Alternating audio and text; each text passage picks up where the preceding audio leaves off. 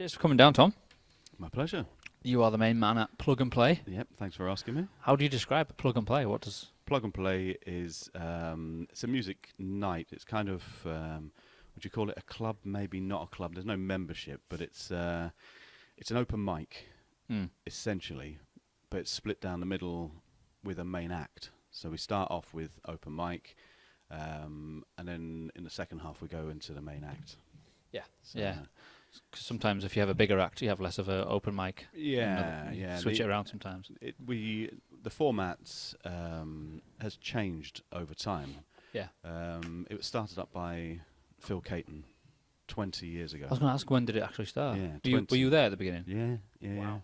I think I missed the very first one, and then I started going as an audience member, and watched Phil run around trying to do everything. So he's trying to do the door, MC it, Yeah. do the sound, and it was just crazy. Yeah. So I said, do you want help? He went, no, I'm all right.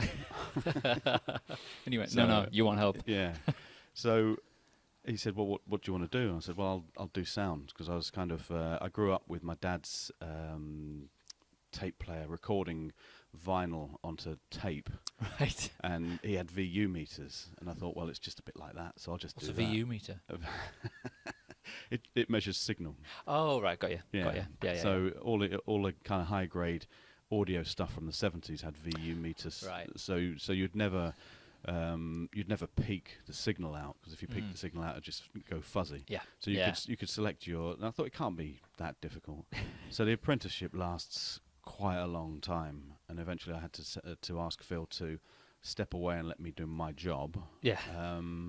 But when you're not trained at it and you're just making everything up as you go along, it's a long apprenticeship, and it's got scary moments, like really scary moments, where you've got people coming in from all over the place, international acts, and actually one of the really nice things is to work with the pros, because they just know what they want, and they tell you, so you don't really have to think, you just do what they say. They tell you to cut the mid-range in this particular band, and Makes it easy for you, because they know exactly so what you just do that. Yeah. But kind of over the years, we sort of know what we want out of the sound, so we kind of set it up. Beyond that, I kind of stepped away from the sound work to do more of the organising and the booking. So How long in did that sort of happen? I think I've been doing the booking now for 5 or 6 years. Right, yeah. We sort of went through a little bit of a hiatus when Phil left. Nobody really wanted to take it on. Yeah. But it became one of those things, after a few people had done it, you know, kind of how you say, I could do that better. Yeah. And it kind of means, I'm going to have to now. So you take it up and think, well, and it's been good, you know, it's been good. The programming of it, I try and make it not a folk club, but because the open mic, it's really easy. It to invariably do. is people with acoustic guitars, but it's all acoustic guitar stuff. But if that's who's showing up, then just let them do it. Yeah, and I keep on saying to people who seem to think it's got a genre. The genre, if it's got anything, it's because of the audience we get, and because of the open mic performers, it creates the mood of the place. Yeah. And then it kind of suggests the acts that we should book. But I've got a kind of I've got a drive to put on everything I can. Yeah. So a lot of it is now Americana, because there's a lot of that on the market at the moment. It's very accessible. Everyone loves it, and we can really sell it. So this is the hard part of this is the nuts and bolts of music. When you get down to what do you do? Why should you do it? We've got to make money like anyone else, even though we're all voluntary. The place has got to be paid for, and there's bills to pay. Yeah, and the PRS need their slice, and this, that, and the other. So it all kind of means we've got to take something like £30 to break even. Yeah. And beyond that, every year we lose things, break things. Yeah, you need to place equipment in that. Yeah. So because the bar do help quite well with the financial side of it, I was going to say. Yeah. And we've got an arrangement with the Penrith Playhouse that if we ever go bust, they'll help us out. Right. But then in the meantime, we give them all of the profits. But then they yield back if we need anything. If you need something, then they just give you the cash. So it's quite nice. We've had our ups and downs, as with anything, sort of new brooms come in, they want a different thing, and we're like, Yeah. so it becomes a bit of a battle. But Has it ever nearly stopped then? oh yeah, Yeah. yeah. Oh yeah, yeah. We had some dicey times a little while ago. What are the main reasons or contributing factors? It was. It's kind of like, well, we want a little bit of autonomy with what we do. Yeah. We've been going there for such a long time, and putting it on for such a long time, and it seems like because it's a theatre group, Essentially, yeah. yeah, they're a bit funny about us using their front room. Yeah.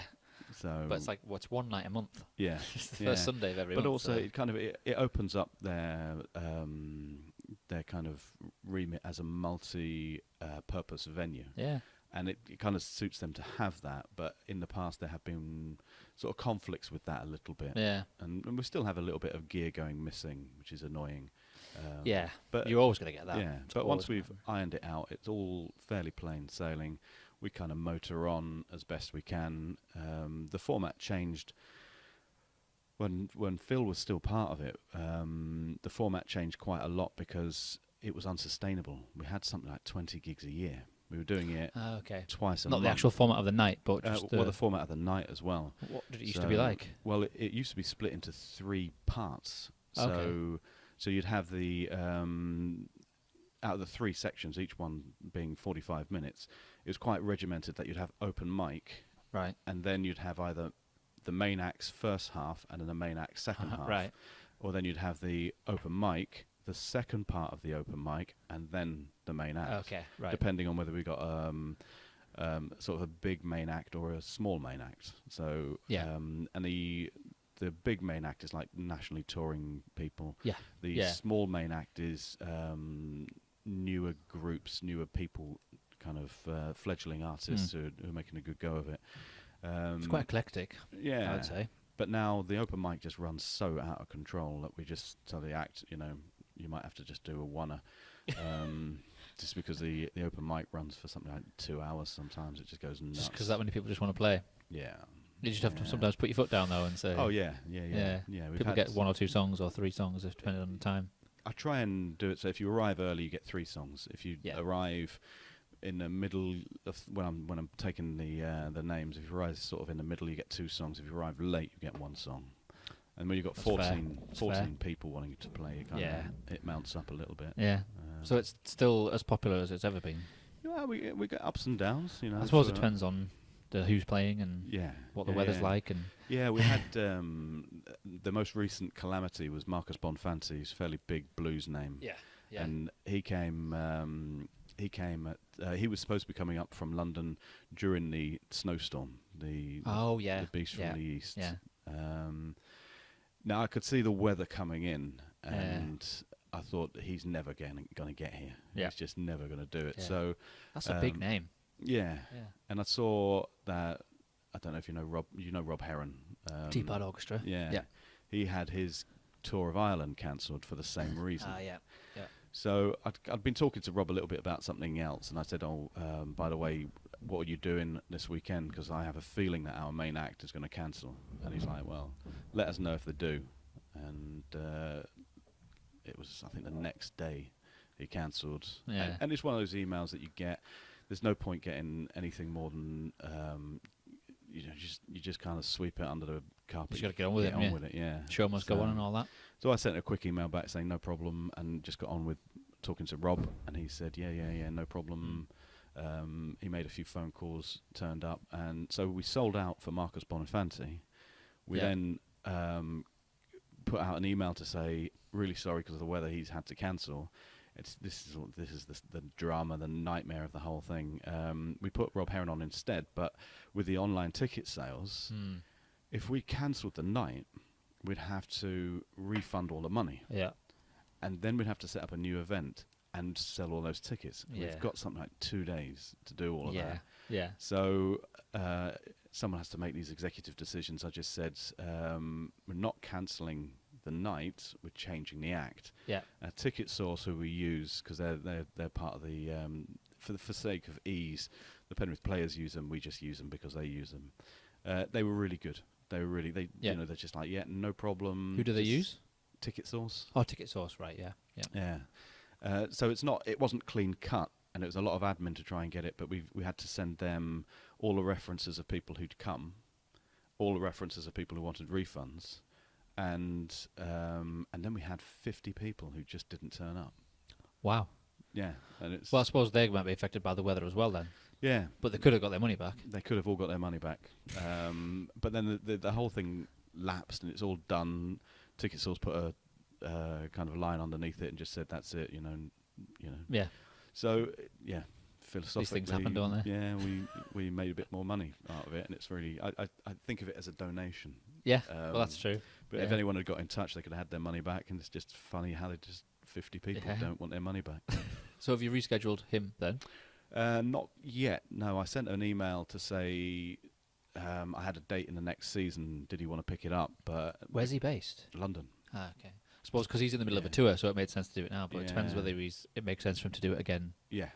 later in the year. And since I've done that, I've given that date away to someone else. So Oh well, that's how it goes. needs must. Yeah, because when you're booking, previously what I used to do is I used to get through a season, and it used to get to like May, hooray, the season's finished, and I just used to forget about Plug and Play for a month, and then I would start looking at the season, Yeah. and you'd get to something like August and have no act for September, Yeah. and that becomes a little bit. Yeah. You know, you start A to problem. get a little bit nipped up with that. So what I've been doing more recently is, as you're booking people on, and you have a nightmare, they can't do this date, can't do that date, can't we? And we're once a month on a Sunday. Yeah. First Sunday of every month, isn't it? Yeah. And then if they can't just make it fit, I'll bump them onto the next season. Yeah. And Yeah. and that, a lot of the time that works better. So halfway through this season, I've booked half of next season. So Yeah. and all of that is I look at it as kind of absolutely booked confirmed, but I always kind of give people, because I know it's a long time, I give them Things enough. can change, can't they? Yeah, give them enough chance. So I think the only great drama I had was one time I had a main act slot, and for some reason in my head I thought I'd confirmed it, and I just looked at it one time. It was kind of just 2 months ahead, and I looked at it and just thought, I'm just going to check, and I hadn't booked them. So yeah, it was a mad scramble around to Did find. you get them in the end? I didn't. I got them finally for a different for a different night. Right. But they couldn't do it, and plainly their last email to me was, "Sorry, we can't do it." But in my head, I'd gone, "Oh yeah, they can do it." I have no idea how I did Just that. one of them days when it catches you off guard. Yeah. So when I finally realised that, you get that sort of cold feeling all the way through. You 2 months to go, and everyone books 3 months ahead. So finding a main act that's not booked 3 months ahead, it's like, okay. But I say you've got into the routine of it now. You've been doing it long enough. Yeah. But I mean, so have you had any memorable, some gigs that stick out for you over the time? Yeah, loads. I mean, we have everything. We've had everything. Yeah, you have. Do you know Robots with Souls? Yeah. He Is that the must guy who be- makes the weird noises with the? I can't remember Yeah, what he does. he's got a drum, like a drum kit, and then on top of the drum kit, he's got a bass guitar with something like 2 strings. Yes. And this is one of Mike Roper's bands, Glass City. I saw him play in a bar in town. He's the of years loudest ago. thing you've ever. Yeah, heard. it's really loud. Just I loud. saw him in a really small room. Oh my god! So Make tech robots with souls. Put that in the show notes. We'll put a link to it. yeah, People can check it out. really nice guy, really good music, Yeah. but loud. Yeah. It's very different. Yeah, and to partner up with that, I thought he hasn't. I don't know if he has like 2 45-minute sets, but I can't put him on for that because it'd just be brutal. So I thought, well, he's going to have 45 minutes at least, sort of half an hour, 45 minutes. I'll put him on for maybe, I can't remember what it was, maybe half an hour. And I thought, who can I partner him up with? And just at that time, Catholic Abuse Apology. Oh yeah. Yeah. So the 2 loudest bands ever, and we had the audience that could tolerate it. We were all pinned up against the back wall, and it's just nuts night. That's memorable, but and actually, I kind of think I kind of close my eyes because I like it. I like a whole load of different music. Yeah, I yeah. like it, and I just think what I can't do is scare the audience away that's actually paying us money Regularly, month on month. Yeah. So I've got to be sensitive to what the audience likes, but I've also got to be sensitive to what's happening locally in music. Yeah, something new and fresh. And yeah, and if people are people are doing original stuff and they're pushing themselves, it's like, well, that's the criteria. And there's one local guy who's kind of a bit more poppy than anything, and it's that sort of thing that you've got to book it. You have to book it, because because you can't appear to be undiscriminating if you discriminate.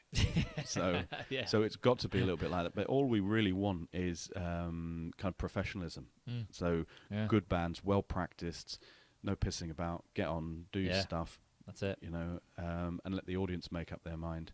There was one guy who sold himself really well from Scotland someplace, and he was a really nice guy, and I should have had alarm bells going when I booked him. I'd looked at his music online, and it all seemed sound, it all seemed good enough. So I booked him, and I said, how much do you want? He went, £100 to come down from Scotland. I was like, okay, well, we'll pay you a bit more than that. So I booked him, and he came down. And he didn't seem nervous at all. He just got on and he started to play. But he's playing sort of slide guitar stuff, and it was apparent he just didn't know how to do it. Wow. And I stood there with my mouth open like, what's going on? He's just literally but the audience loved it. So I thought, he sold like 5 CDs or something like that. I thought, that's fair play. So yeah. Another time I picked up half a message, a Facebook conversation. It appeared someone was looking for open mics. Yeah. And I said, well, come to ours then. Well, I hadn't realised it was part of a really long conversation that I'd only tuned into, because someone had tagged me in it and said, well, come down to ours, it'd be fine. So this lady turned up, and she had a kind of gothy look to her, and she was quite... she's quite focused, so not easy conversation. But I said, thank you for coming down. It's I think she was coming down from Edinburgh as well. Right. And during the conversation, the way she was, it's like I don't know much about these things, so I'm probably going to say it in completely the wrong way. But it seems like she had something like Asperger's syndrome or something like that. Yeah, some kind of condition. Yeah. I'm not sure. I'm not sure about that at all, so forgive me if I'm wrong with that. But we started to kind of get her onto the stage. In fact, it was a kind of conversation as we were talking about her doing open mics and stuff like that. And she was playing ukulele, so I was, I like ukulele. It's a great instrument. And she said the phrase, "You don't know who I am, do you?" I was like, "Oh shit." She's probably really famous, and I don't know who she is. I don't know who you are. And she got up and she played the most amazing ukulele you've ever heard. And we've had people like John Gomm and Tommy Emmanuel and all these people that sort of tap and smash their guitars to bits. And she was more incredible than anyone I've ever seen. Wow. Yeah. And she could play... By the way, that conversation, she knew that you didn't know. Yeah. So she played 3 songs in the open mic, and I was a bit like, and then she wouldn't take any money for the. She had to book a hotel and this and that, so she paid for her train fare. She paid for her hotel. She did all this stuff, and I felt really embarrassed. So I tried to give her some money. She's like, no. And she's very. She very much like that. She's always kind of looking at the state of mankind and things like that. She's incredible. So I booked her again, and unfortunately, a lot of people stayed away because it's ukulele music. Okay. So they thought, it's only bloody ukulele. I can't be bothered with that. And I heard some people saying, I can't be bothered with a whole night of ukulele music. And it's like, well, it's just music. And if you think it's ukulele, because we've had banjo players that will kind of pop your eyes out. Yeah. And this is kind of the point. If it's a main act, it's worthy. There's got to be something about them, hasn't there? Yeah. I'm not gonna not now that I kind of got a bit more experience. I'm not just gonna put some person on who just wants to play. Yeah. They've got some credentials. That's why they're playing. Yeah. Speaking of professionalism, you're talking about you wanting acts to be professionalism. I remember years ago when I was there, when your professionalism was pushed to the maximum, when a certain who was it? I won't mention his name. Solo artist, like a person with a band kind of name, was playing, and he insisted on bringing his own sound. Mm-hmm. Do you remember? He had his own massive mixing desk, brought it in, even though yours was absolutely perfect for that venue. Yeah. And do you remember this or not? He had an album coming out or something, and he was playing, and it just the way he had brought in their own sound desk and had someone to operate it, and you had to just sort of sit and watch. I think I do remember. I think it was one of those nights I turned up.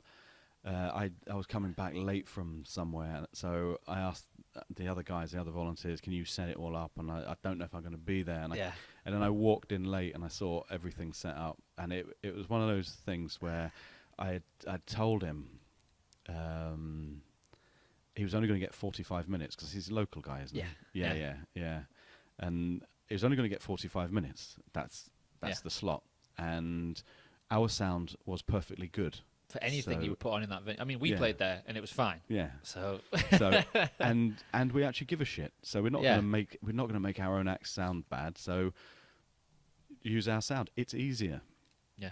So I actually arrived something like 9 o'clock, and he was playing, and I saw our PA set up, and then his PA set up on top, and then his sound man. And it was ridiculous. Luckily, we weren't playing that night because I would have said something. Yeah. But it was sound checking for ages and making people wait, and it's just unnecessary and just like. And he'd said that he was going to have record execs coming, so he just wanted it to be right, which was like, you just don't know how insulting that is. It's going to be right because it's going to be right because we want it to be right. Yeah. So. And his sound guy's a great guy. He knows what he's doing. I know him as well. That wasn't really the issue. It was just the fact that he did it in the first. It's like an ego thing. And then he'd told all of the guys there that I'd agreed that he could do an hour, which is like, which kind of it upsets the balance of. It's one of those things. And then I still see him. I still like him, but I think it's a puzzle for me. Why do that? Is he still active musically? He's doing something, yeah. Okay. Yeah, and it's great. He's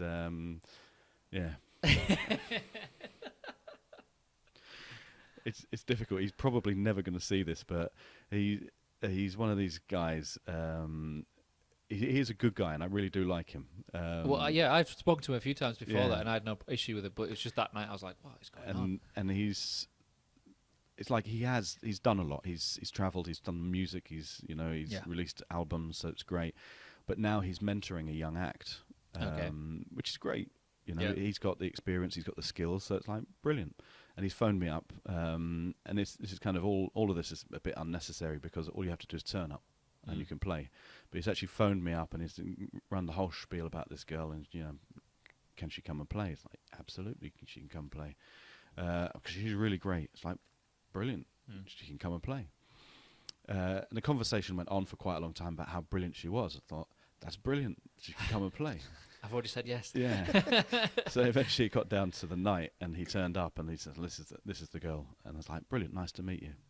And he said, she's really great. I was like, okay.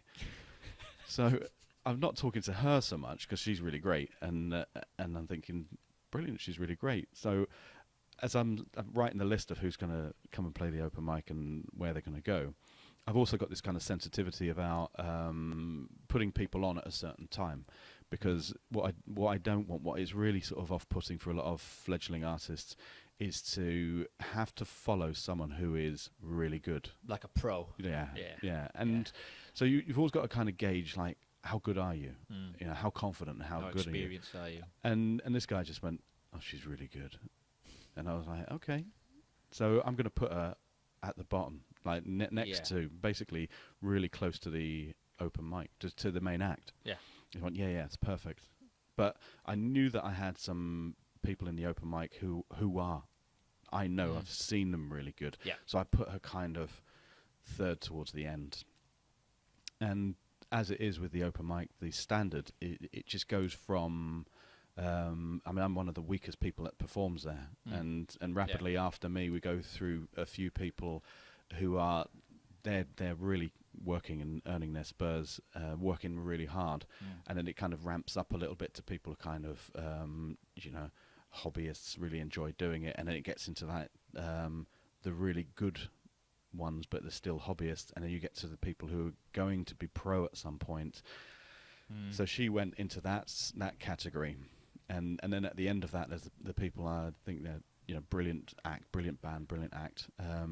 So she played, and I just thought she's really nervous. So got through the open mic, put the main band on. I stood outside for a breather for 2 minutes, and she came up, and she was absolutely quaking. Right. And I said, "I could see you nervous, but your mentor has done that to you. He's put you on really late." Yeah. And I would have had you sort of in the front half. If I'd known, I'd have put you on a bit earlier, because it didn't do you any good being nervous. Yeah. What did she say? Well, she came back and she went earlier, and she was much happier. Oh, okay. Right. So once we gauged her how she is, she came in, and she got into the slot she wanted to be in, where she felt comfortable. So did she end up not playing that original night? Oh yeah, she did. Yeah, right. She did. But you could see on stage, like rabbit in headlights. Yeah. And we've had a few people do that, where they walk in and they say, so most people are really sort of good, and you know the pros, because they are really sort of humble people. Yeah. Another nice guy turned up, and he's like, "I'm a pro." So I put him on the pro slot just before the open mic.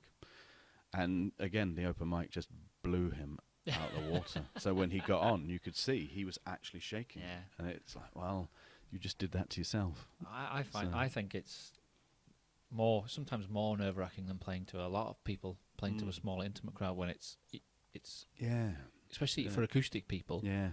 When it's kind of like the tension is constantly on you. There's nothing. Yeah. It never goes away for something. It's constantly every single second. At least with the band, there's a few of you, and you can take the attention off. Yeah. But Yeah, it's amazing with even if there's someone on stage playing spoons next to you, you seem to share half of the burden. But when you get up and you're on your own, it's really difficult. Yeah. It's really difficult, and it's that's kind of the ongoing stuff I'm doing, is trying to develop performance. Yeah. So with Plug and Play, but also with the Eden Valley Art Network, kind of having an art group focused on developing music. Yeah. Because I think we forget a lot that music is art, and it's long philosophical conversations about what is music and how does music kind of stack up against painting and sculpture, and how do we treat music. The kind of landscape of music for a long time now has been that music is just product, and as such it loses its value a little bit, especially in the modern age, when that's actually a modern thing, definitely. You don't need to buy anything anymore. So for a long time I thought that music, I refer to it as wallpaper, that there's music everywhere. It seems to be that there's something playing everywhere. So saturated everywhere. Yeah. So kind of critically analysing music's difficult for people, because they have to be told by someone what's good. And that's mainstream music for you. Yeah. So what I'm trying to get the artists to do is to look more at the idea that what they're doing is art, and what that comes down to is the sort of I mean, the construction of the songs and the music and whatever, that's the artist's thing completely, but it's looking really at developing performance, because in a certain way you can compare, if the artist paints a picture, the picture is the piece, and they might sell the piece for £1,000, £500, £250, whatever you want to sell it for, whatever you think it's worth, and someone might buy it, and that's brilliant. The artist, the musician, can't sell a gig like that. The musician, for him, the piece, the musician has a CD and maybe T-shirts and things like that. But the way they sell music, it seems like the piece that they sell is the performance. Yeah. So it's within that performance becomes really, really important. So I'm trying to run this thing where we're discussing performance as the piece. I think the performance is the most important thing now because there's the revenue isn't there from CDs or singles. So like your most important asset is your live performance and being good enough where people will happily pay to see you play. Yeah. So you've got to think about that, which is like why I always recommend people record their sets and look back and judge what reaction you got and be critical. Yeah, yeah. Don't just go, it's fine. Yeah, and forget about it. It's kind of, you pick away at the threads of this sort of stuff, and you start looking at kind of what's gone on with music and why are we at the stage we're at now. And a lot of it has to do with the digital world, of how the digital world hasn't actually made anything any better. And the crazy thing is that what the internet should have done is it should have produced hundreds of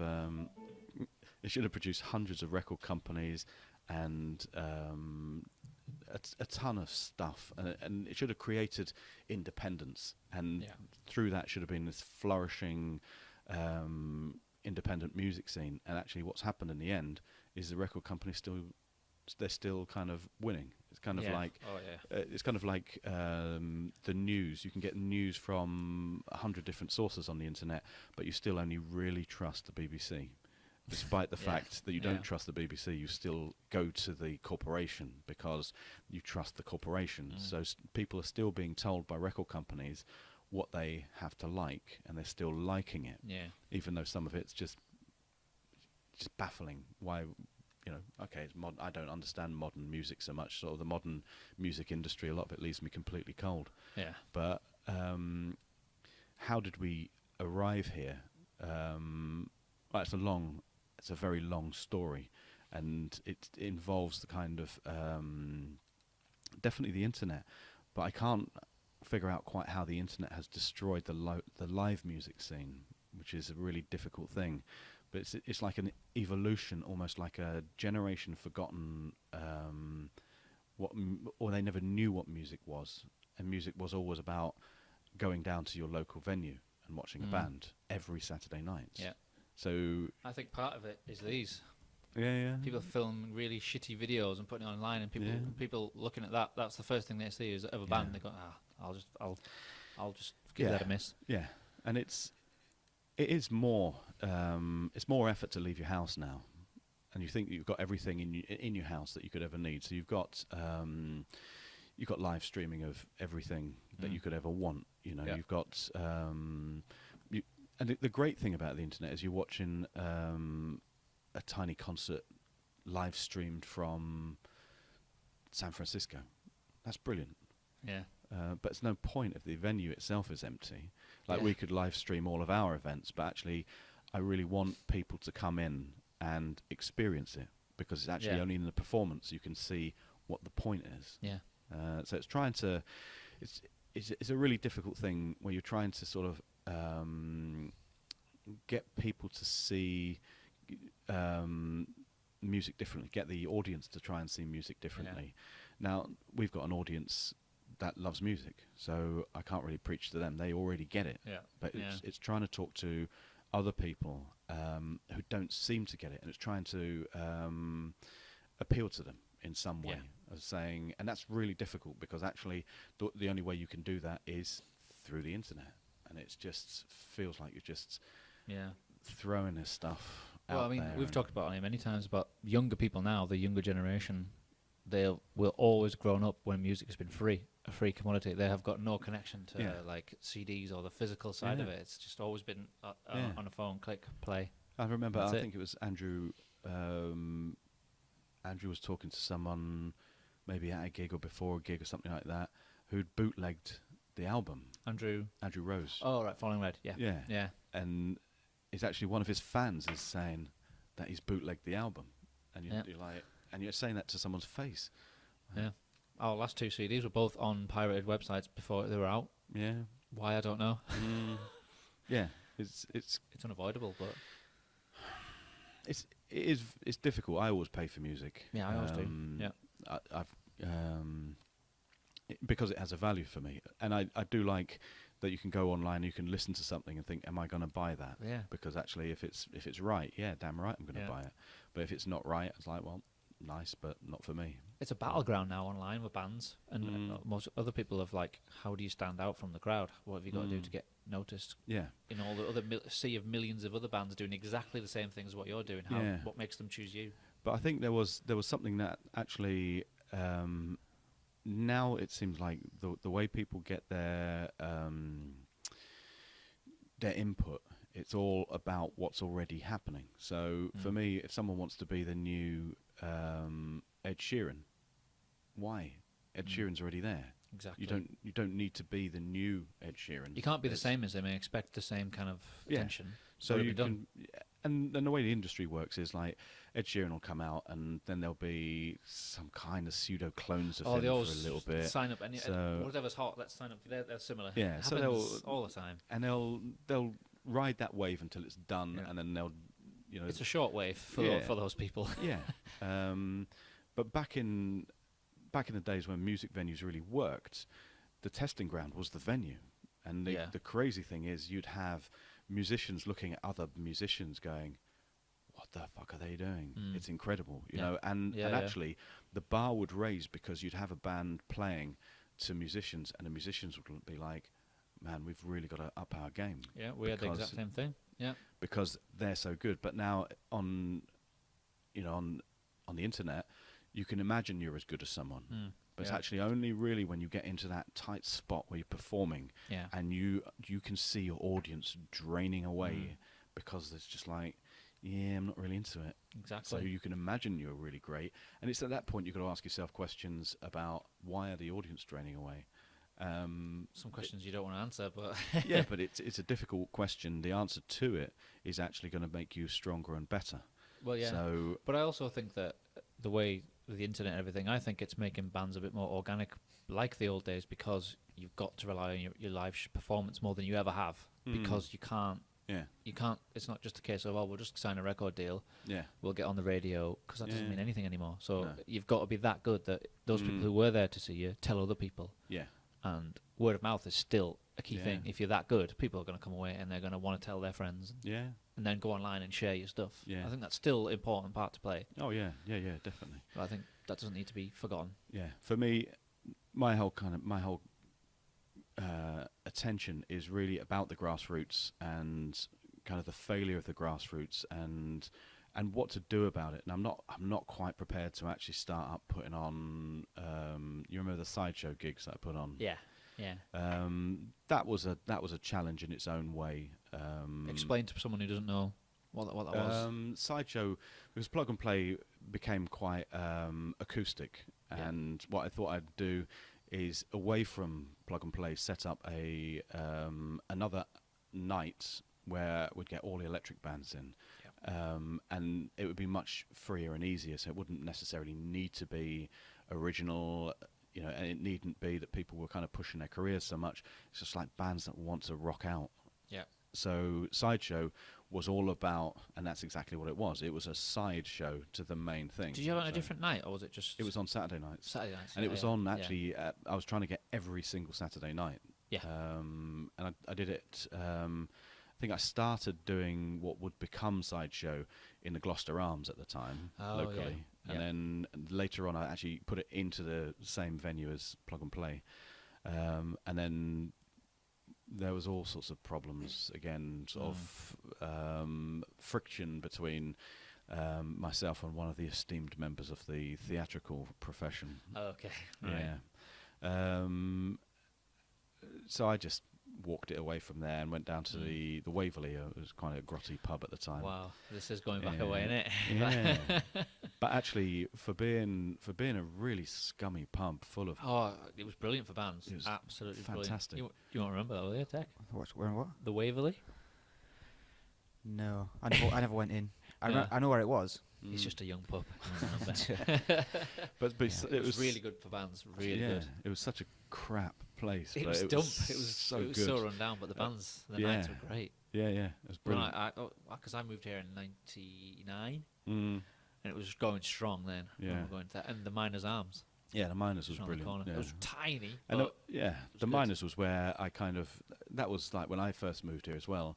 That was just it. It was every Saturday night, and the guy that ran it,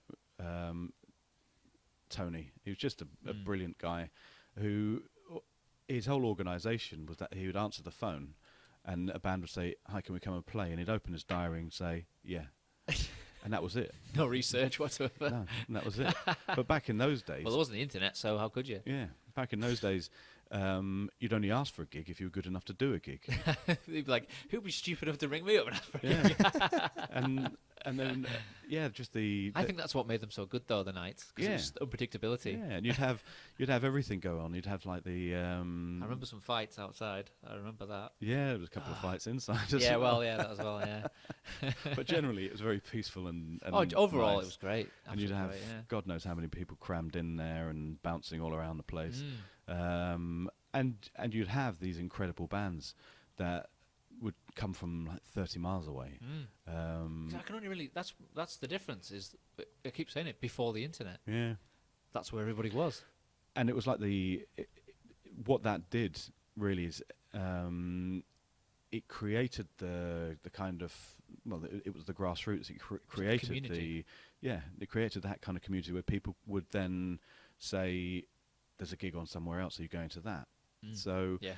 They would go a bit out of town for another gig or whatever. yeah, All get and it together. seemed like the hub of everything was in this one place where everyone would meet, and you'd know everyone would go, and there'd be absolutely no. You wouldn't even know who the act was. You would just go on Saturday night because there would be someone on, and you'd watch it. Yeah, I've spoken about this before, but like when we've toured in Europe, like particularly like Holland and Belgium, it's still like that. Like it used to be here. Like Yeah. people go to their local venue, no matter who's playing, because they love Yeah. live music and Yeah. they don't care anything else. They just go because Yeah. they've got good local venues and they still Yeah. go. Yeah, And they spend money. They buy your CDs. They buy. They love the fact that you've come from another country as well. They gravitate towards it. yeah. Why England's different? For me, the great cataclysm happened somewhere around the subprime mortgage collapse, Yeah, which is like, 10 years ago now. how on 11 earth years does ago. that affect local pubs? And how are we still feeling the effects of it now? Yeah. But what happened is like, too political, but there's a lot of things that happen locally. And I think the first thing that happened was as a generation got really scared about money. Yeah. And these Yeah. were the people who were starting to buy houses and settle Have down. families and stuff like that. Yeah. And the confidence went in Yeah. everything, didn't it? So they shit themselves, and that might have only happened for 6 months. But Yeah. in the same kind of time scale, the government kind of relentlessly let the pub companies and the Yeah. government just made beer prices go up. Yeah. And Yeah. so the pubs themselves had this real problem then of like, how are we going to put a band on and make money? Yeah. Because actually what we'll do is we'll have a full venue, we'll be selling tons of beer, but by the end of it we'll have broken even. Mm. And that's not how you run a business. No. So it But just if the prices are too high, no one's going to come. so you've got like half the audience has decided it's not going to bother going out, and the other half of the audience going out and finding it actually really quite expensive now. Yeah. Kind of suddenly everything's become a little bit more expensive. This is like the thing of people buying loads of beer cheaply and having a Yeah. few before you go out Yeah. to save you money. And then it seems like within there somewhere, and I don't understand the sociological stuff, but when that finally happened, when people started poking their heads out, there was no scene anymore. Yeah. And they were all like, well, what happened to the scene? As it's regrown now, and there is a thriving music scene in town, which is really great, but it's all pretty much cabaret stuff with one or two really genuine acts out there, but there's not you haven't got the size of venue to put a rock band on anymore. Yeah. You might get away with it in a couple of the venues. There's people locally putting on music like Mike up in Carlisle, who did a great stint in Penrith when he was living more locally. Yeah, because the next step up is the Brickyard, and that's a bit more. Yeah. So Mike's daunting. doing a great job, but he struggles with no audience because Yeah. despite the fact he advertises perfectly well, he never seems to be able to get a big enough audience. Yeah. And I think now that maybe he's settling Carlisle and he's doing it regularly, hopefully for him the audience is starting to mount. Yeah. And Sam Johnson locally, he's doing quite a lot musically, all really great stuff. But it really is like, where's the audience coming from? You can put on whatever you like, but if there's no audience, the whole thing is a bit of a house of cards. Yeah. Because one of the things, going back to the art network and what we're trying to do locally with music, is actually just pay people. Yeah. You know, it's a rarity these days for a lot of bands. But a band comes, a performer comes, and they do their stuff. It's like, why wouldn't you pay them? But would you book a plumber and not pay him? Yeah, but it seems like it's really difficult. This whole concept is like, well, you know, and we've all seen this all over the internet about how people, it's great exposure. It's like, well, yeah, I can't pay my bills with fucking exposure though, can I? Yeah. So it's a strange environment. So we're trying to kind of chip away, even just in the local psyche, about how do we change the way people see music, and how do we change both musicians and the audience, because it's been devalued. I think that's what's happened. Yeah, and within that, I think musicians have an obligation, because musicians as such, they're tastemakers. So musicians have an obligation to go to gigs, because actually you can't really expect everyone to go to your gig if you don't go to their gigs. That's kind of the old school. That was what used to happen. Yeah. All the musicians went to all of the gigs. Yeah. And there would always be that little clique who was so good they didn't need to go. Well, yeah. But then the rest of them, they would go because they love music. Well, that's it. And that's apparent, isn't it? It's obvious. Yeah. It's obvious. So I'd like to see a little bit more of that. And you know, when it gets into that cycle, we've then got I don't know where it comes from, but chicken and egg. You know, you can't have a vibrant venue without an audience. You won't have an audience without an act. So in that whole cycle, it's growing slowly, and it's coming from the cabaret scene. I call it cabaret. It's probably quite insulting, but it's that sort of rock covers, but not just rock covers. It's sort of pop. There's a local guy who's about the most amazing performer you've ever seen, and he does a lot of Elton John backing tracks. So, but it's fine. You know, it's fine. I'm not going to denigrate that, because actually there's a talent in that. It's not. It's not something that I particularly like. It's also the venues have got to put on some things that get people in. So it seems like maybe from that you'll get this thing where eventually people say, well, I like that, but I'd like it to be a bit kind of more real. I'd like it to be drums and bass and guitar, and people really pushing themselves. So maybe something will spawn from there. I don't know. I'm hoping something like that will happen. I was looking back over the time that I've been at Plug and Play, and actually my first time ever on stage in front of people who paid money playing original music was at Plug and Play in February 2009. Was that with Tren? Yeah, the original Black Cash. It was back then. I remember, Black Cash. Yeah. So that was pretty nerve-wracking. Yeah, but it was great. Yeah. It was really. And that night, it was quite eclectic as well. You must have arranged it, because it started off open mic, acoustic stuff, and then there was someone with electric guitar, then there was like a duo, then another band, then another band, then us, and it was like, I think you gave us 4 songs. All right. It was good. Yeah. Oh, Mitchelson. Yes. He was the main man. Yeah. Pronounced our name wrong, but we let him off. He was a great MC. He was. He was. It's a real shame we had a parting of ways, but that's the way it goes. It's all voluntary, so it's got to be fun. So it's got to stay. Well, that's fun. it. Yeah. And I think for Mitch, it must have stopped being fun. So that's it. Yeah. You know, move on. How big's the team now? Not very big. So we are casting out for volunteers. If anyone wants to come and do, if anyone's interested in getting involved, it's an open door policy. Obviously, commitment is valued because we're trying to teach people how to do sound and organise things. And when we've got a full quota of volunteers, people are going to be walking around doing nothing.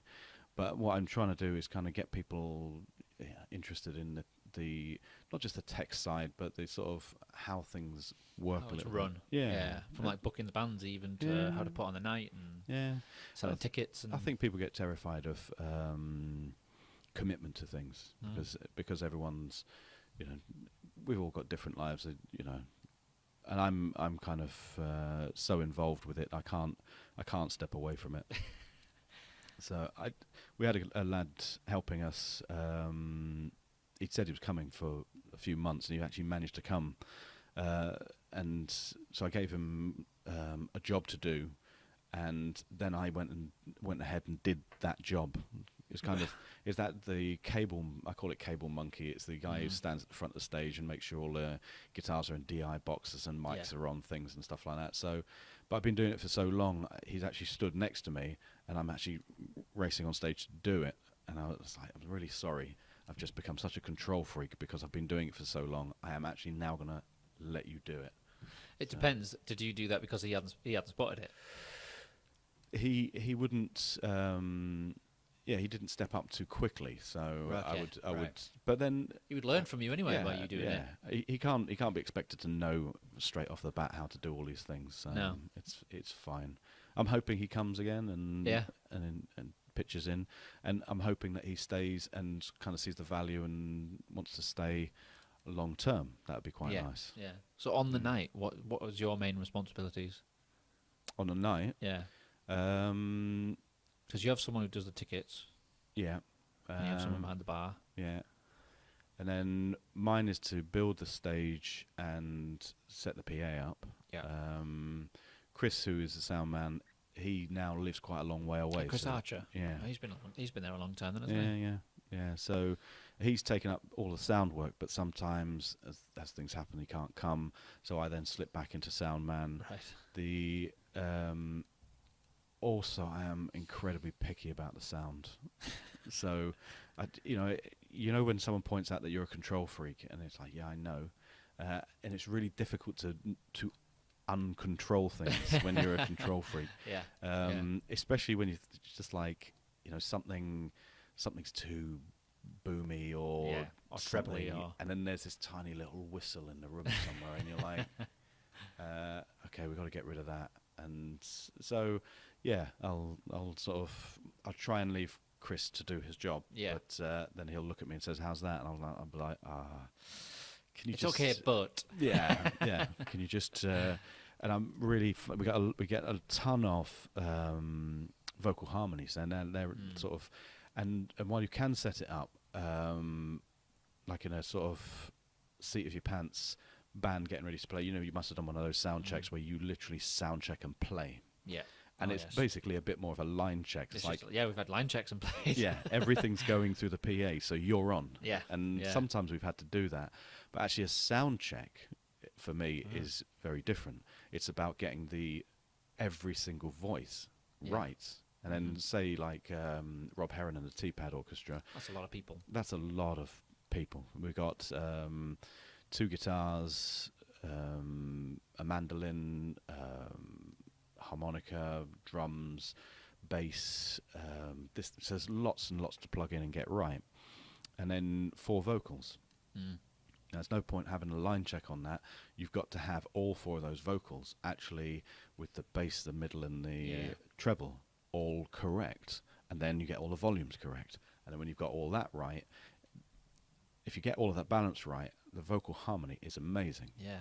So, and that sort of, without that, if you don't get that right, it's a bit like, well, why'd you bother sometimes? Yeah. Because you do have nights where maybe you're watching a band and you can kind of, you see people's mouths moving and you can't hear anything. Yeah. So for me, when I see someone's mouth moving, I think, well, I want to hear that. Yeah. Or the guitar solo kicks in and you can't hear what he's playing. Yeah. So that becomes really, really important. And so I get like really, really minutely picky about can I hear it? And then sometimes it's sort of deconstructing everything. So it's like, it's really great, but just can't hear that.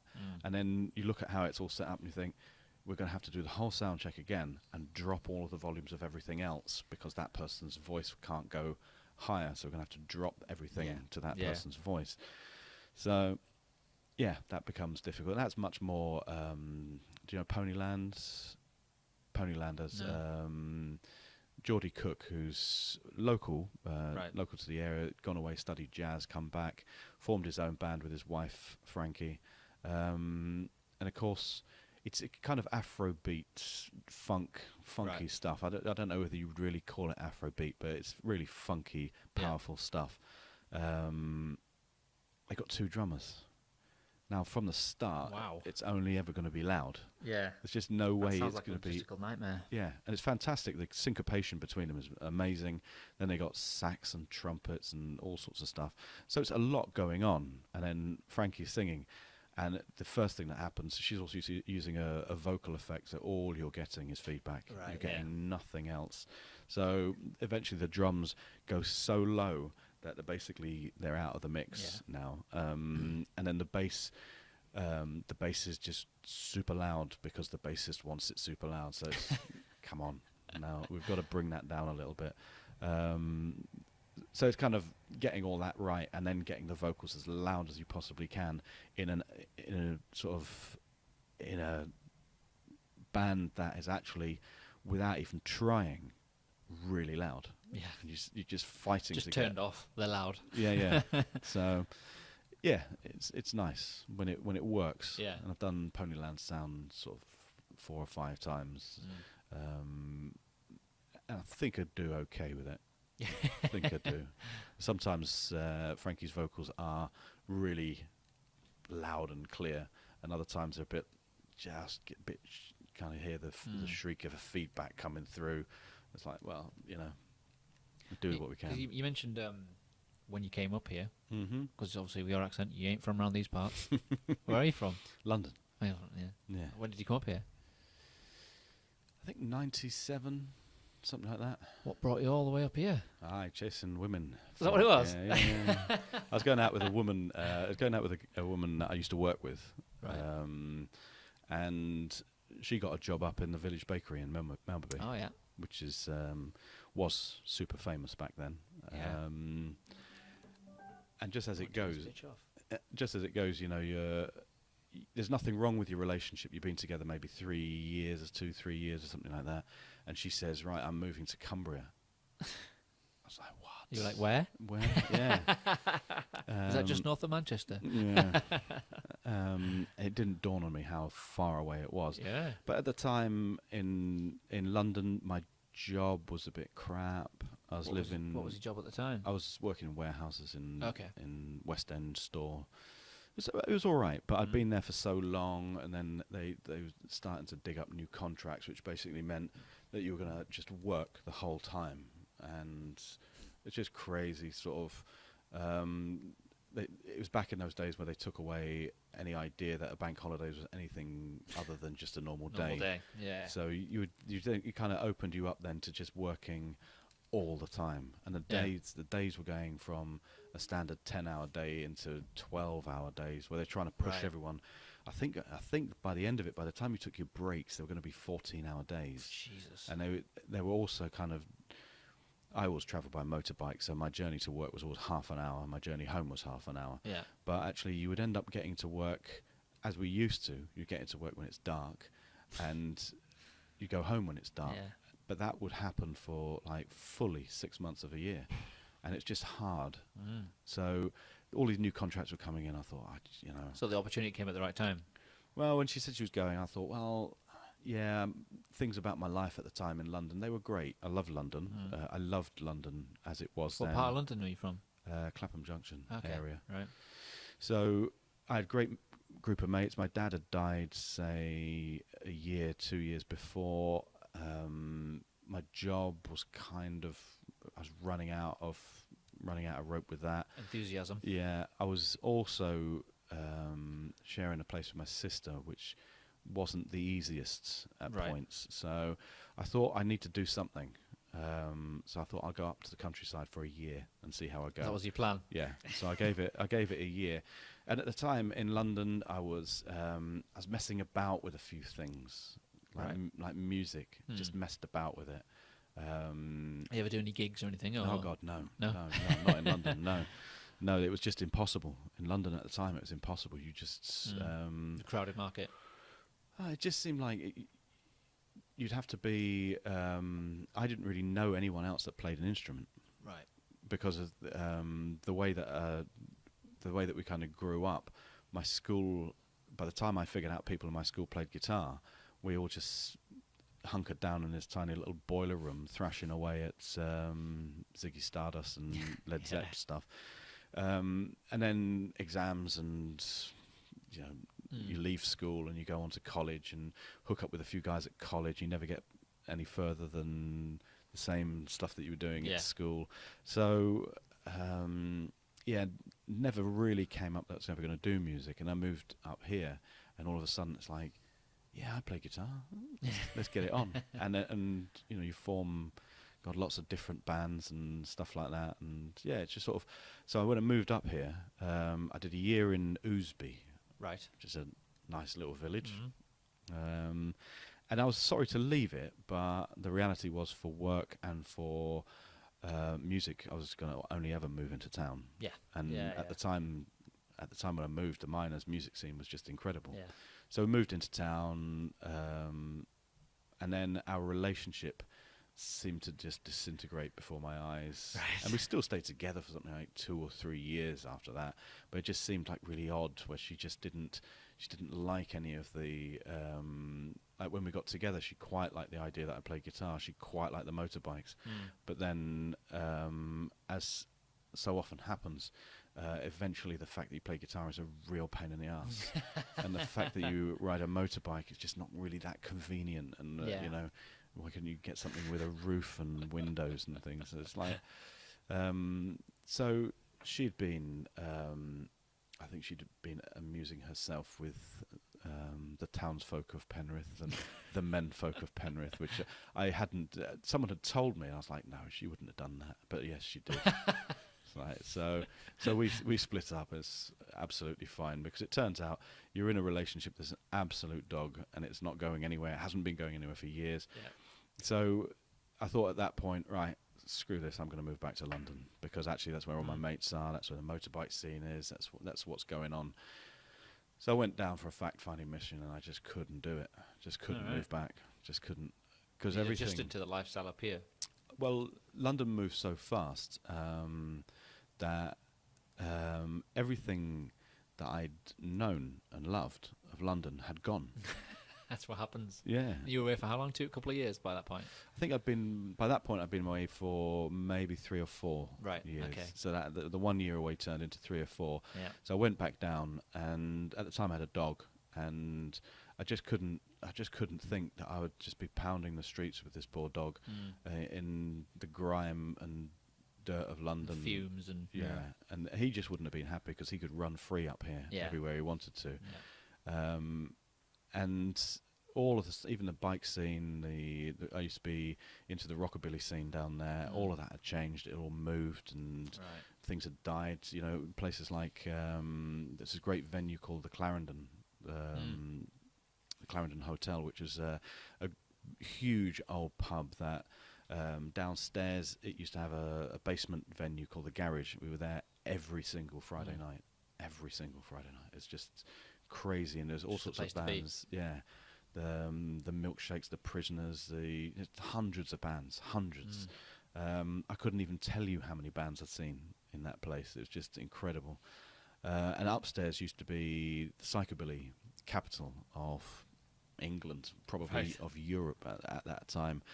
But they smashed that down while I was still living in London, and everything that was in there seemed to sort of disperse out into other places, quite distant, because by that point, kind of commercial London is pushing all these places out, all these places that don't make any real money, because actually why would you have something like one place was where I practically grew up was Kensington Market, and it's just full of like you'd have a load of Indian traders who'd be selling leather jackets and things like that, but then you'd have American classics and Flip and all these names that kind of you can still find them around the place, but a lot of them have gone. I think I can't remember some of the other places, but they're sort of rockwear, streetwear, all that, and it's like Affleck's Palace, but bigger and better, frankly better.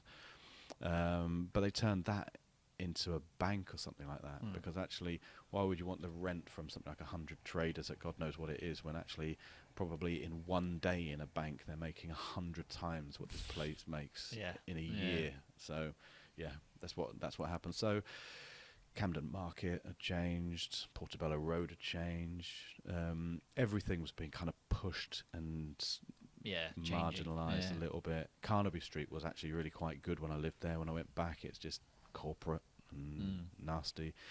So yeah, it seemed like what I liked about London was the time, not necessarily the place. Yeah. And the time had changed and things had moved. So yeah, move on. What did you do? Come back and then what was your plan? Well, I didn't move back. I just went back for a visit and saw what was going on, and thought. Came back here and saw, I had a job, I had a dog, I had friends. I was single, but worse things to be. Yeah, exactly. So yeah, it was. I actually kind of realised which side my bread was buttered on at that point, and I thought, actually, what we have here is an incredible music scene, and we've got a countryside and hills and lakes and things like that. Which people come from all over the world to see. So at the time, I think I hadn't got into mountain biking then. I was just sort of motorbikeking around the I was going to ask you fells. about that, yeah. So I always enjoyed the motorbiking around the place. Just the remoteness and kind of going out to places, lots of biker parties and endless stuff like opportunities and routes. And back then there was tons of great stuff to be. The biker scene back then was probably the best it's ever been, where people just enjoyed motorbikes, bands, beer, and stuff like that. Sons of Anarchy has changed that. It's made everyone into a tough guy.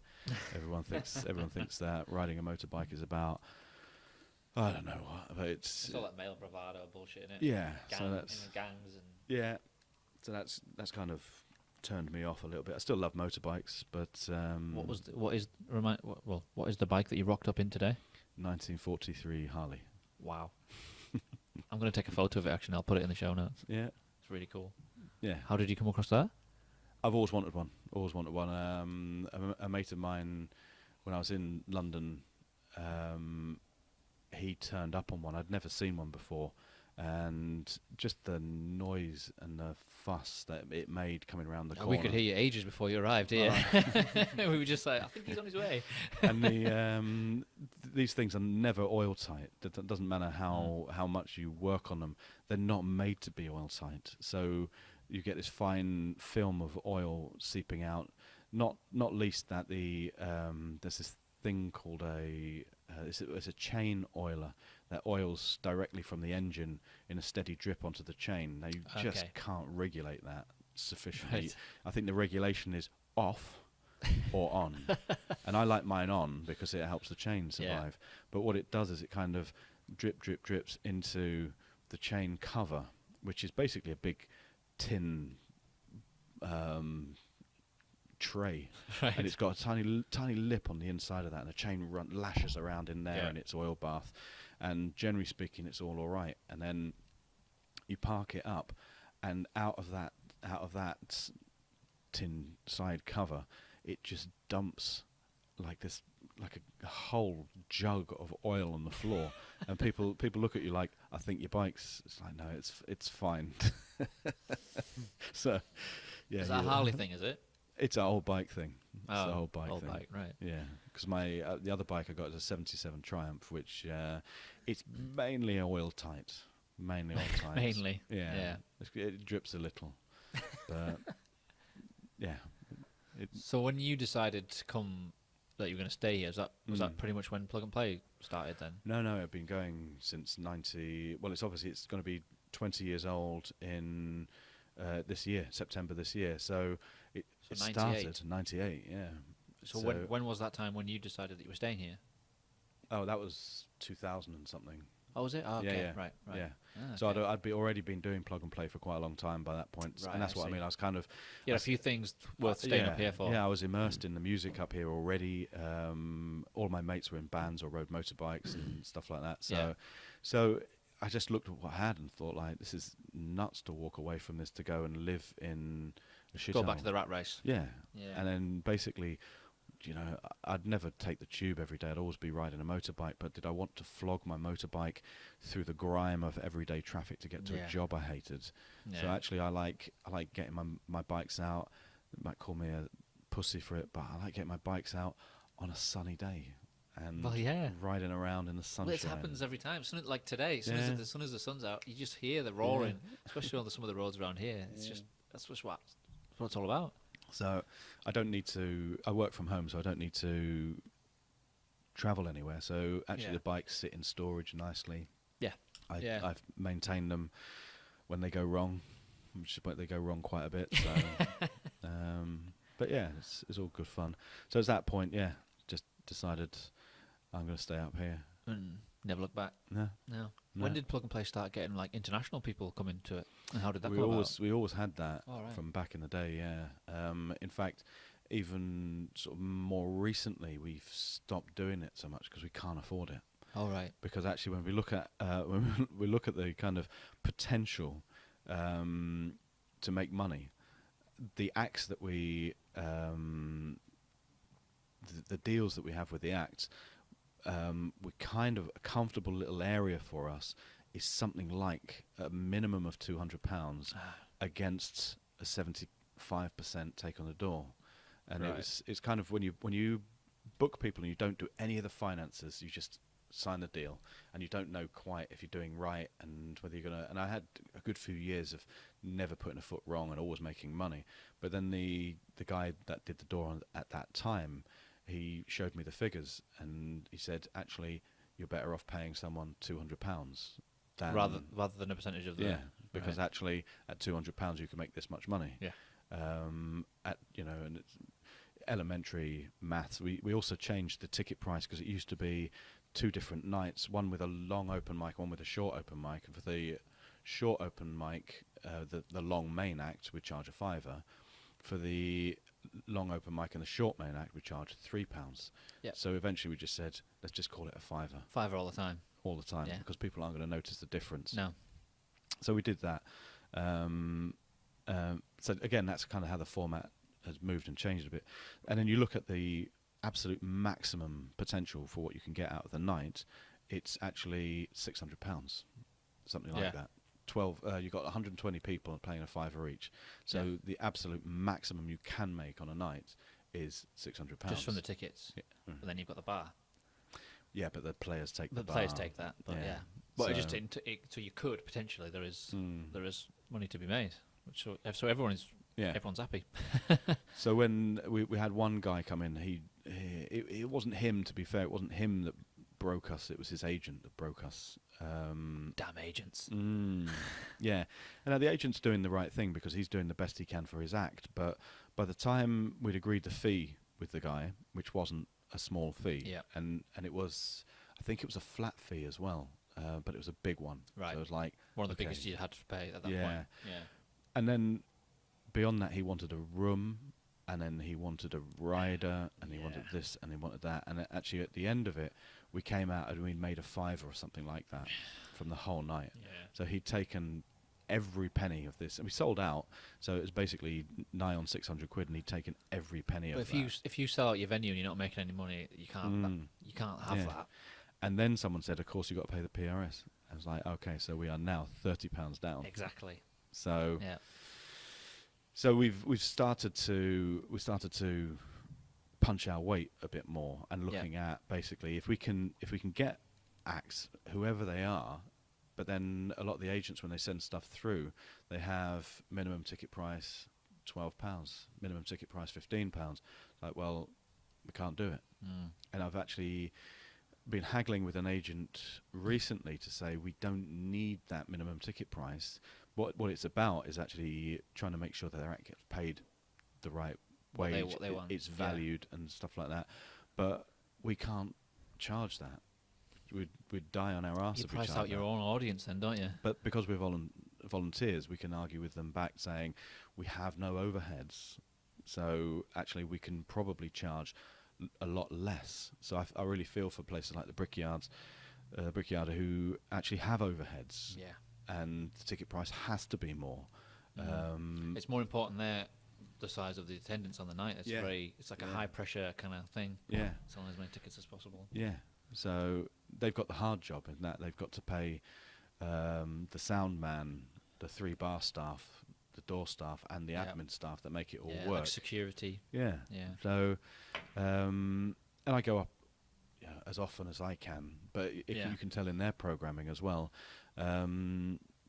with respect to them, but they do put on some 80s disco nights and and they put tribute bands on, tributes and things like that. So do most venues. But that's obviously where that's how they balance it out with putting on Mary's original bands, where they don't make as much money. Yeah, they can balance it out. So they've just got to do what they've got to do. Which is crazy because actually, back in the day, they'd have made more money from original bands. Absolutely. Hand over fist. It's completely switched around and now. they would never have considered. I think a lot of it's nostalgia, though. That's what's selling nostalgia. But the ridiculous thing is people go to that with this kind of nostalgic idea that it wasn't music great back in the day. It's like, well, music is great now. But you're just not checking it out. Yeah, you've just got to get out your house and see it. Music is great.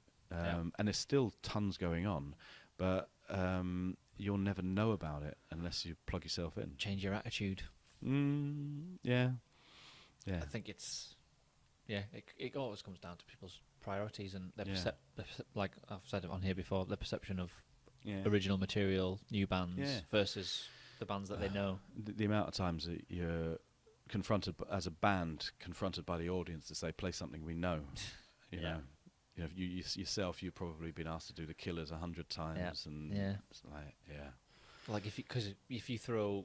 When we've played like a longer set, like an hour and a half, an hour and a quarter, if you throw in a cover or two, then people want like what else do you know? Oh it's like, I mean, in your particular area, I imagine that everyone just wants Metallica or AC/DC the whole time. Yeah. And this kind of what bored me a little bit in the biker scene, because it used to be really eclectic and people would dig different stuff because we're supposed to be bizarre people who have chosen not to live mainstream lives, and yet still all we want to do is listen to AC/DC all the time. Now, I don't have a problem with AC/DC. It's not my cup of tea, but we don't have to just listen to that. No. We can listen to other things. No. So I remember once we played a biker festival, and there must have been 1,500 people there, and we got a good 45-minute set, and played for about maybe half an hour, and you get they're all there. Not much going on. It was a huge stage. They obviously had the budget. Huge stage, lights. Is that the Chopper do? Yeah. I remember that. Yeah. And we must have got to about 40 minutes, I think, and they were getting a bit more louder. A few people were coming to the front, and then we just decided to throw in. I think we played Paranoid. Yeah. And then the whole place for the last song or the second last song came right to the front, and I was just like. That's just the way it is. Maybe that is human nature. And I always say to people, if they sometimes the best way to release your original music is hide it in a set of covers. Yeah. But then there's only so much of that you can do before you actually got to say, let's just play our music. You've now. got to stand on your own 2 feet at some point, haven't you? Yeah. So it's just I don't know why people won't tolerate something they don't know, because at some point you didn't know. At one point, Iron Maiden were a pub band. Yeah, so that's where they all came from. Black Sabbath, Iron Maiden, probably AC/DC. They all probably played bars, and a lot of bars. The Beatles played bars. Yeah. Now, in the current music world, I'm fairly sure the Beatles would fail. Because actually they could play there. I mean, in England, fortunately they had Hamburg, but in England, if they just played a residency at a local place. Even the Cavern in Liverpool, it still would have. Yeah. It wouldn't have been the same. Yeah. Not now. It's just. Yeah. But the crazy thing is, it's like I'm a little. I have to admit, I'm a little bit down on the youth of today, because they've got this really sort of bizarre image that they are real music fans, and they kind of look like they are music fans. Well, that goes with the image side of it, isn't it? Yeah, I mean, they all turn up in T-shirts and, you know, back when I had hair, I had great hair. And it all kind of, it's all about my identity. Well, it's gone from here down to here. It's Yeah. fantastic down here. It's all part of my identity, but actually the part of my identity is I got the hair to match the music I liked. Yeah. So I looked the part because I was going to the You always places. had that, like the punks. You knew Yeah. punks. You just spotted So them a mile off. when I was a psychobilly, I had great combed up hair and all bleached and whatever. Then I went into the rockabilly. I had a rockabilly quiff, and then I got right into rock and biker stuff, and I had long hair, and it had everything. And then I, obviously, as I got wiser, I got no hair, and you know.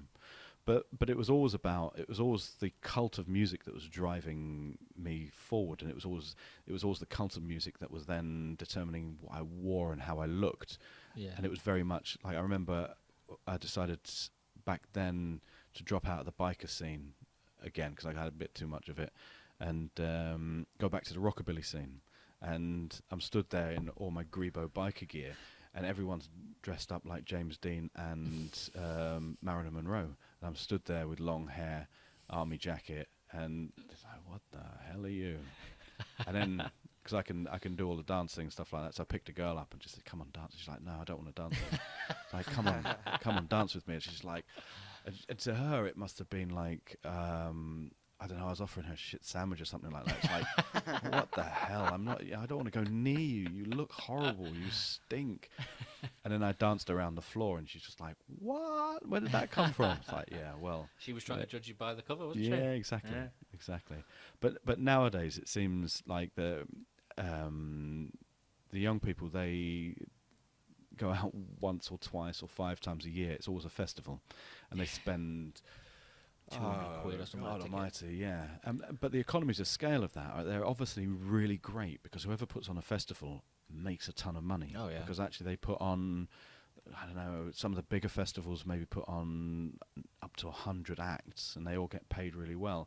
But if you multiply the 40, 60, 80,000 people by the £200, there is like this phenomenal difference in everything that you have to pay for. Yeah. Even with the staging and everything that you've got to do, you still make a shit ton of money. Oh, absolutely. Even after you've paid the Rolling Stones, you're still making a lot of money. Yeah. And that's really great. But unfortunately, the festival scene isn't the music scene. And there's this, I think there's this kind of a problem. It's not a massive problem, but it's a little bit of a problem, in that the festival scene now seems like it's the music scene, but the grassroots music scene that used to germinate all these bands and cultivate them, that doesn't really exist anymore, not locally. And in bigger cities like Newcastle, you have a problem finding it. It's not, you know, when we actually, I was talking to the Arts Council. That's how posh I am. I was talking to the Arts Council about this, and they asked these kind of questions, like they want answers like that, because actually, if they're considering giving you money for something, it's all part of arts project stuff. They kind of want to know that at a drop of a hat, you've got figures that you can roll out. And they said, "What's your demographic?" And I say, "Well, we get about 1% of our demographic." And she was like, "Shit, that's good." It's like, "Yes, I know." Because actually, go to Newcastle, for the serious mass of people in Newcastle, we can't go to a full venue in Newcastle. No, not many. No, they're still pretty much on any night. You might get to the door of a sold-out gig, but pretty much you walk into any place and see a band. It'd be interesting if anything does sell out. And stadium gigs, they all sell out. They sell out in 3. That's a completely separate entity now. That's from the time that was created before. And when these are figures from probably about 10 years ago, where they said that actually the music industry, the live music industry in England, represented 5% of British GDP. Right. Which is, those figures are kind of, if I have them even right, but they're so out of date now, they'll probably be completely wrong. Yeah. But what that only really spoke about was the serious commercial side of music, the festivals and the top end. Yeah, the stadium gigs. It didn't refer to the grassroots at all. It didn't refer to the 2 little venues in every town, 5 different venues in every city. They weren't even in that picture. They couldn't be. Yeah. So looking at the music, the commercial music industry, and that sort of huge amount of money and what that means to England, it's actually saying anything is 5% of Britain's gross domestic product. That's significant. Yeah, it certainly is, yeah. So then, getting back to the point with this festival thing, loads and loads of money, and actually great acts, no problem with that. But I think what they may find is a little bit of a crisis in that the thing that generates the acts that eventually go to play the festivals doesn't exist anymore. It's like kind of like if the what's that current in the ocean called, the transatlantic conveyor or something like that. Oh, yeah. Something like that. Yeah. It's the big current that comes up from the south and basically makes our climate quite warm. And they're saying that at some point that might stop, and we're all totally fucked if that happens. Yeah. Kind of like the grassroots music scene doesn't exist in that way anymore. So what the festivals might find is, in a few years' time, they're starting to recycle a bit too often. Because they're not, and there's not the wealth of acts coming through. Yeah. So that kind of it kind of goes back to, you know, the corporate, the young people, not just the young people, but people, the audience, sucking up this corporate life and saying, well, it's corporate, it's good. It's like, well, independent's good as well. Yeah. And you've got to have a little bit of both. Like, you know, you want to go and eat some steak, but you also want to eat a burger. So, but both those things have got to survive at some point. And in a certain way, I think that the festival scene might not know it now, but certainly that going through the whole of the industry, I think there's going to be a bit of a drought of acts. And it might be negligible, but it might be at the point where people will actually say, it might feed back through the Arts Council, where people eventually say, shit, we haven't got this. You know, every once in a while the government says we need more brickies, so they have training schemes for bricklayers, or we need more plasterers. It might be that the Arts Council or the government will say, shit, we need more of this musician stuff. Yeah, the only festival I know of is Bloodstock that does know about that problem, because they have obviously they have someone like Megadeth headlining it, but they have a dedicated stage of new bands playing entire weekend. Which all new and upcoming bands, no major bands, and they hold Metal to the Masses competitions in just about every town. So the winner of each town gets to play, and they make up that entire stage of that weekend. And I think every festival could take because they're always doing their research about the fans are deciding which are the best bands that are coming up, and they get pushed. And it's packed, it's well attended the whole weekend. That's what we need more of. It's that kind of. That's grassroots. That's and having people, and it's interesting. That's the first time I heard that. It's interesting to know that festival organisers are paying attention to that. Absolutely. Because if I mean, I'm guilty of it myself, because all I ever do is concentrate on what I'm doing. So actually, once in a while, I take a look around me and think, okay, things aren't working great. But what can I do about it? And that's kind of what I'm thinking. What can I do about this now? But as you go up the scale, you pretty much think, well, everybody's got to be the same. That they're all thinking about, actually, we got a massive gig to put on. We can't be thinking about. They just think about the bottom line. But not always. We can't be thinking about what's happening around us. We've got to do this one thing. So that kind of social awareness isn't maybe going to happen. And I think previously there all these things. They work in the way ecosystems work. In that, obviously, kind of the apex predator doesn't actually know what the bottom feeders are doing. They doesn't have to, even though at some point the apex predator was down near the bottom of the river. So, you know, all of these things kind of move and change. But my worry is that if we don't start looking at how we can sort of address these issues and start, for me, I think one of the main things is changing mindsets, and the changing mindsets of musicians, changing mindsets of audience members. So actually just trying to get all of that. I've been saying that for a long time now. But it's like what we said before about people who will still pay ridiculous money to go and see huge acts. But they're not they're not the people that are going to their local venue anymore. Someone I saw on the internet saying they wanted to go and see Beyonce, but the ticket's £175, I think. Yeah, Am I right? For I that, don't know. yeah. And it's like, I paid 90 for Metallica, so. yeah. But that's the thing. I've said it before. I went to see Metallica on the Thursday in Glasgow, and then on the Saturday I was at the Brickyard to see Falling Red. Yeah. Yeah. A lot of people would just stick with that big one and not miss out the small one. Yeah. That's what's got to change. I I don't know how we go about changing that. I don't know. Yeah, I think it's that perception of your spending money in your pocket. It's better spent. Maybe your perception is better spent at the main thing because it's going to be great. But I've been to stadium gigs and I find them just the most bizarre thing. I saw Prince. Right. Did I see Prince? I mean, he's not a big guy. Yeah. I was in the same 20-acre field as Prince with 100,000 other Watching people. a screen, probably. Watching a screen. Yeah. Now, the screen basically was so far away, it's like watching your phone at that kind of distance. Yeah. So did I really see Prince? No, I didn't really see Prince. I was in the same field as Prince. What's the point? We paid massive amount for the ticket. Can I actually just say, yeah, I saw Prince? No, I can't say that. It doesn't make any sense. No. So that I saw Lenny Kravitz once. That was amazing because actually my sister, she got me a press pass, and I sat, and none of the other press had turned up. So me and my girlfriend at the time, we sat in the press, and we're looking down on the side of the stage, and we just had the pick of the seat, so we just got within kind of touching distance of him, and it was the Are You Gonna Go My Way tour, which was just like that was the prime best time to see him, and he was. What was the venue? Oh God, it was Wembley Arena. Oh, so it wasn't stadium; it's arena. So arena. Decent, bit more smaller. Yeah. But then I went to see Velvet Revolver in Newcastle.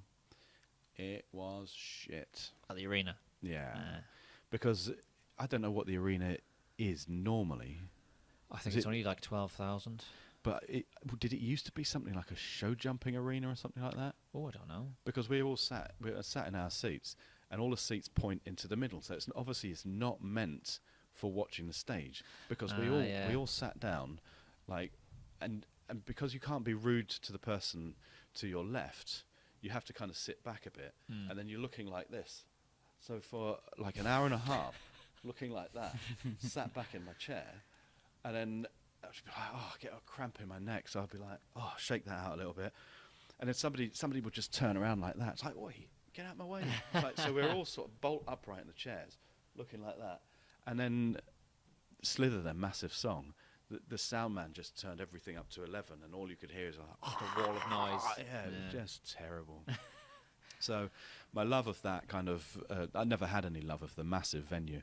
I've seen, I quite like the academies. I think that's the biggest size. I would go to. Yeah. Well, the more modern things, what Metallica did as well, is play in the middle. Yeah. So everything's all around, Yeah. and they have the speakers that go like that. So they've that's probably the best you can do with that kind of size of space and sound. But yeah, the traditional stage at the back, and then once you get past row 100, and it's not something because I'm thinking we've got these seats and I was all craning to the side to see the act, and then we just think, well, let's just go down there in the mosh pit. Yeah. And you kind of get up to go down, and the guy's like, "Oh no, you can't come down here. You've got to sit there." Yeah. It's like, oh my God, this is just like, it's got more rules than being at school in this place. Everything does now, though, doesn't it? Yeah. Everything is got health and safety mental now. Yeah.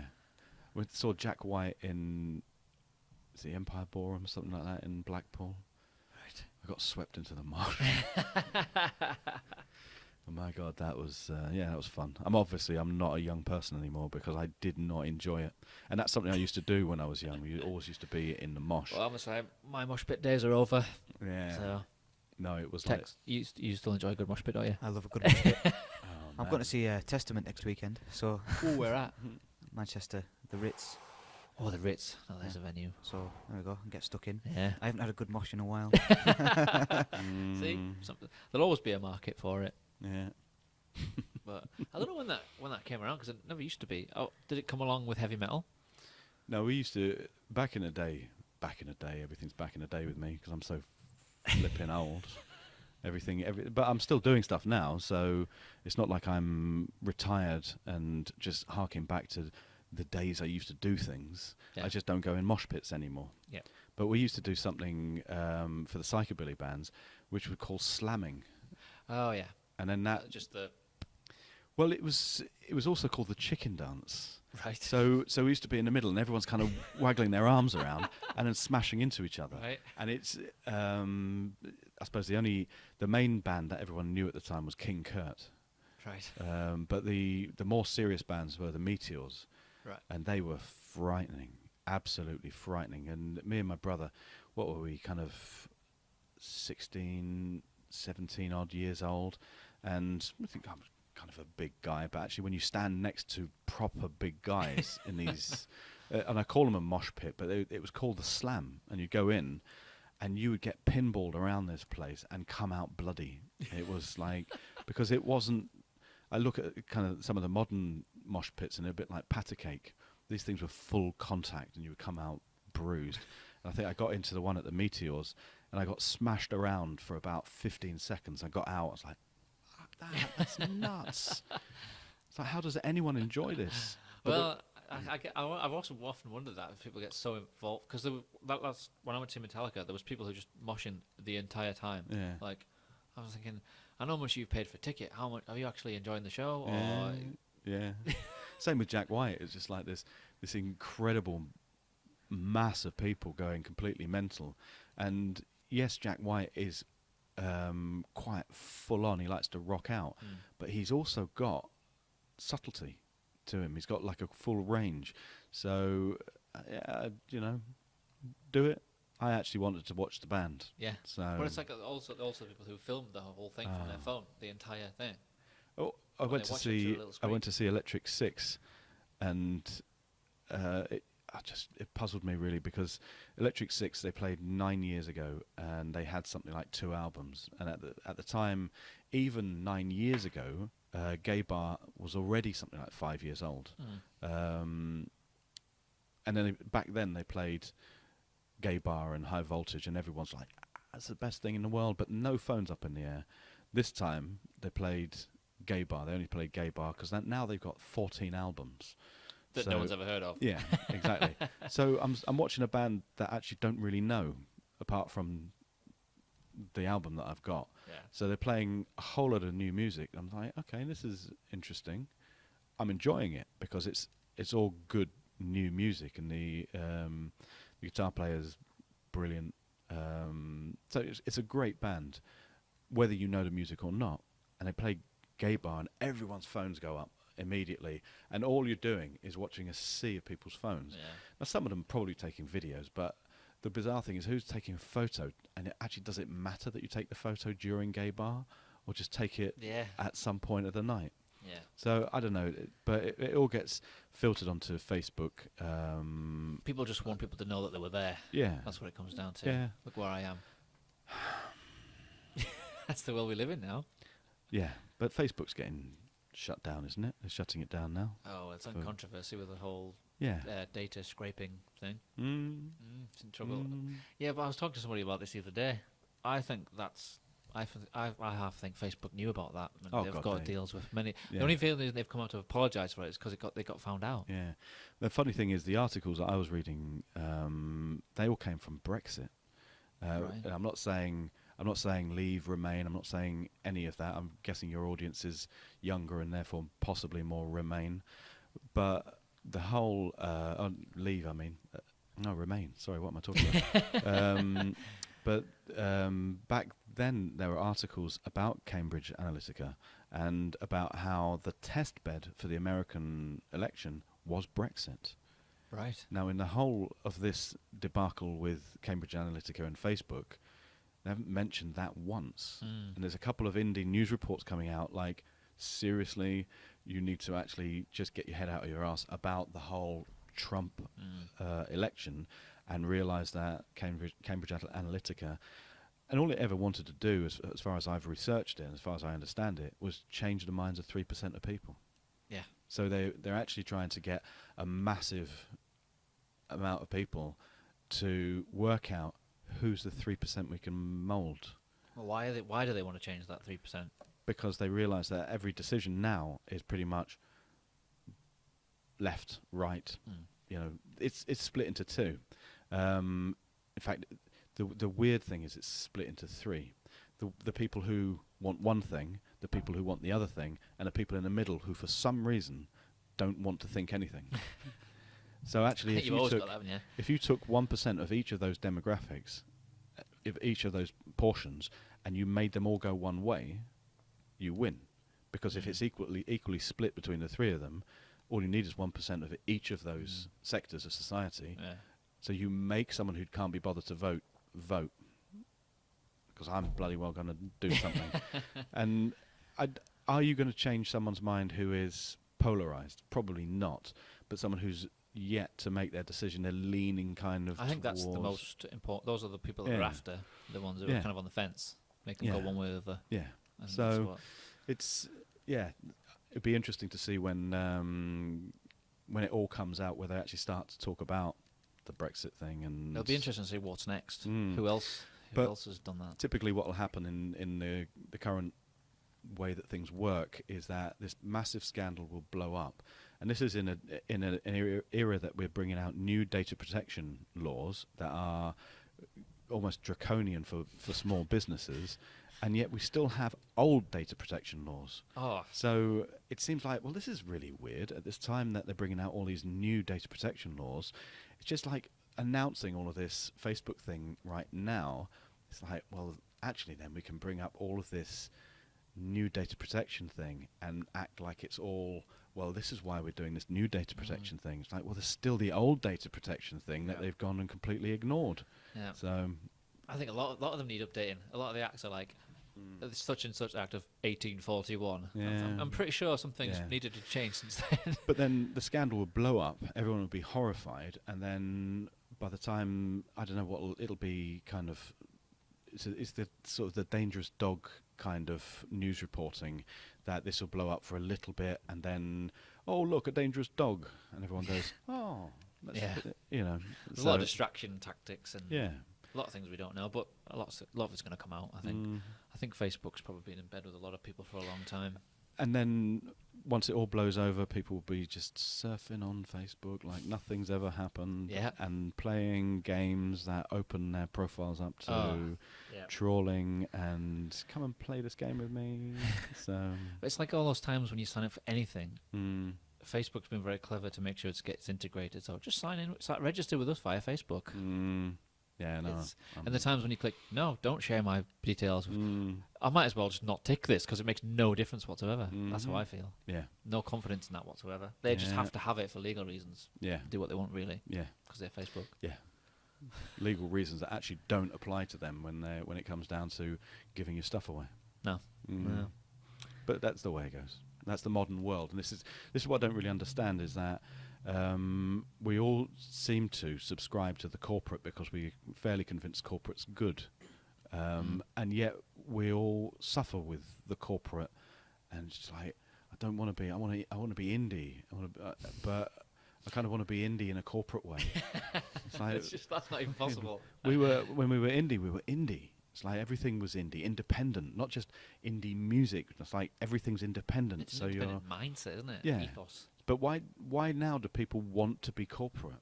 Because they actually, when they subscribe to being corporate, they actually lose their identity a little bit. Like nobody gives a shit. It's like any trend that comes along. Everyone wants to be this cool new trend, and then once too many people, that's gone. Let's try the next thing. Yeah. And it gets gobbled up by the mainstream. Well, it's like what you were talking about your problem with the youth. Yeah. And about it's basically image over content now. Yeah. And like, whenever would you have seen back in the day people wearing like a young teenage girl wearing an AC/DC T-shirt that she got in a high street shop that she has no idea who the band is. Yeah.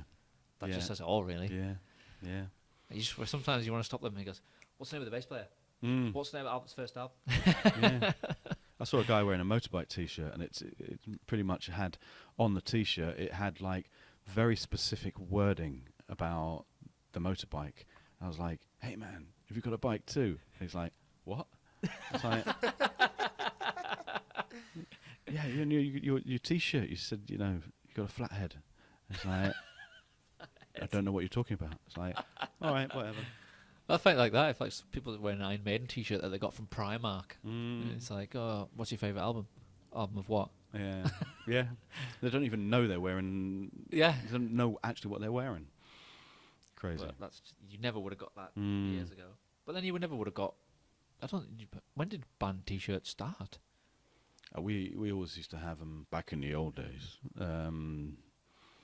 Like and people were punk, getting. in the punk time. Did they have? Well, I I think I know they had the patches and stuff. in the it was Vivian Westwood back then, where there'd be all that Destroy stuff that came out, which is kind of Malcolm McLaren marketing the indie culture. Mm. But yeah, I think it must have started. I think rock must have done it. Somebody Because must have they been could- thinking, how can we make money off Yeah, of this? they could kind of see the merchandise, and actually that's really great, because sometimes you just want a T-shirt because you've just seen a band and you're thinking, I'm so much this band that I want the T-shirt, Yeah. and that makes perfect sense. I think when it goes beyond that, it gets a bit crazy. That people Mm. walk around with massive, great big foam hands and things like that. Don't know. No. It's beyond me. Oh well, Tom, thanks for Mm. joining us. Yeah, no problem. Thanks It's for been- having me. It's been great to finally talk to you. We've had many conversations, but they've always been very short. Yeah, yeah.